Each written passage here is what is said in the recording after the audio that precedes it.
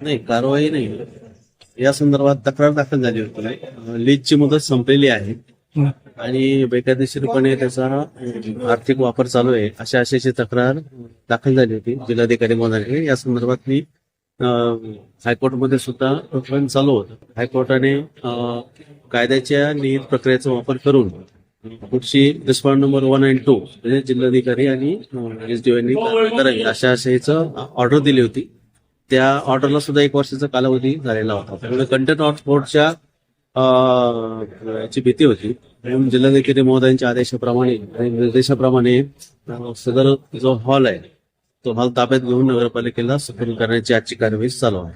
Sir, ही जी नगरपालिकाची जागा आहे, ही किती करारनाम्यावर 30 वर्षाच्या करारनाम्याने दिलेली होती, मात्र त्याला शासनाची मंजुरी नव्हती आलेली आणि शासनाकडे सदर प्रस्ताव 2000 मध्ये पाठवलेला होता. त्या शासनाची मंजुरी नाही, त्यावरती लीजची प्रक्रिया पूर्ण झालेली नाहीये.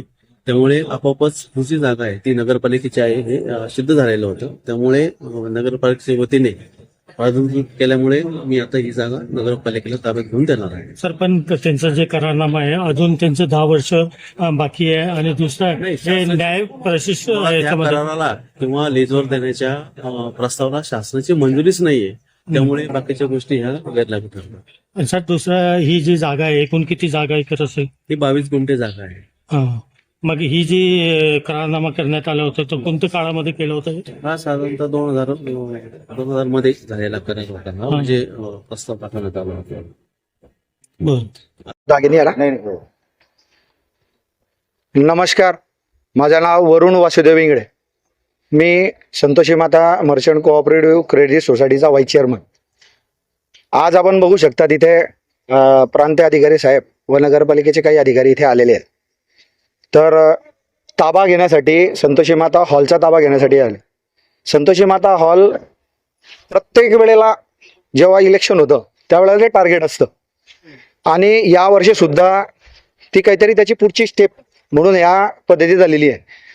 आत्ता मी तुम्हाला सांगू इच्छितो की 1996 साली याला 3 वर्षाचा आपल्याला ठराव मिळाला होता नगरपालिकेकडनं. 33 गुंठे अशी ही जागा आहे. ह्या 33 गुंठ्याचा ह्या हॉलला आपल्याला तेली मंगल कार्यालय आणि संतोषी माता दोन्ही सोबत परमिशन मिळालेल्या होत्या.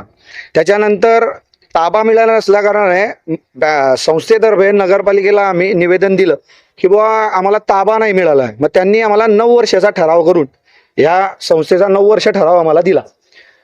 9 वर्षाचा ठराव दिल्यानंतर अजून एक 2001ला 30 वर्षाचा ठराव मिळालेला आहे. जर हे बेकायदेशीर असतं तर 30 वर्षापासून जवळजवळ 2002 ते आज 2026 आहे, 23 वर्षापासून ही इमारत इथे आहे.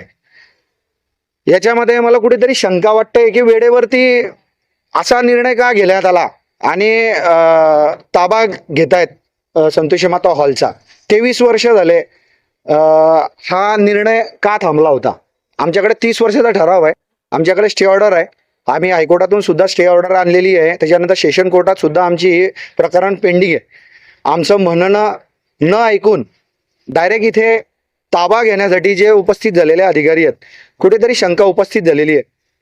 तर आम्ही काही दिवसातच याच्यावरती आमच्याकडनं परत एकदा पत्रकार परिषद घेऊन याचे कागदपत्र वगैरे आम्ही तुम्हाला सर्व ठरावाचे देऊ शकतो.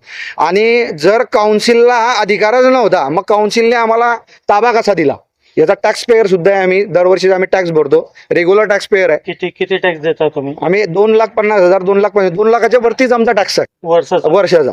आम्ही जर शासनाला जर टॅक्स भरतोय तरी सुद्धा ही शासन इतकं क्रूरता कसं काय करू शकता? इथे सामाजिक क्षेत्राचे तुम्ही बघू शकतात वर्षगाठी 25-50 लग्न जर होत असले तर वर्षातून 200 दिवस तर असे असतात की सामाजिक क्षेत्रासाठी हा फ्री ऑफ कॉस्ट हॉल दिला जातो.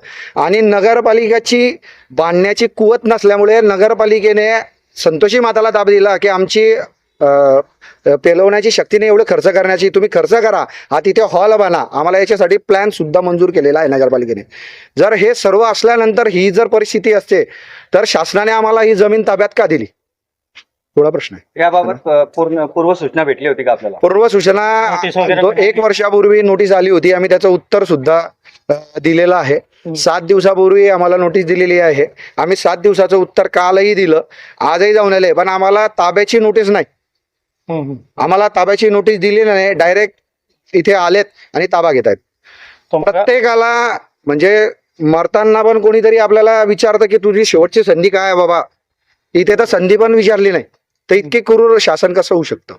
मग आज तुमचं जे संतोषी माता हॉल आहे ते सील करण्यात आलेलं आहे, ताबा घेतलेला आहे, सील नाही केलेला आहे. ताबा करण्यात. ताबा घेतलाय, सील नाही मग केला. आपले जे बुकिंग वगैरे असेल तर काय ते बघू आता बघू आता आम्ही अधिकाऱ्यांशी बोलू त्या विषयावरती. ताबा घेतलेला आहे, सील नाही केलेला आहे.